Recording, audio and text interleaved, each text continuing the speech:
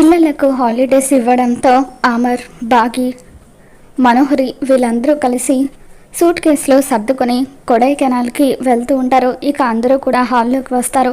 అప్పుడు మనోహరి అనామిక వైపు చూస్తూ, నువ్వు కూడా కొడైకెనాల్కి వస్తున్నావా అని చెప్పి అడుగుతుంటే, అవును అని చెప్పి అనామిక అంటూ ఉంటుంది.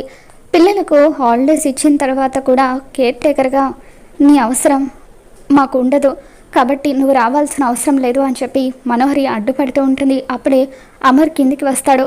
అవును, మనోహరి చెప్పింది కరెక్ట్, కేర్ టేకర్గా మీరు కొడైకెనాల్కి రావాల్సిన అవసరం లేదు అని చెప్పి అంటూ ఉంటే, నాకు రెస్ట్ ఏమీ అవసరం లేదు సార్, పిల్లల్ని చూసుకోవడమే నాకు ఇష్టం, నేను కూడా కొడైకెనాల్కి వస్తాను అని చెప్పి అనామిక అంటూ ఉంటుంది.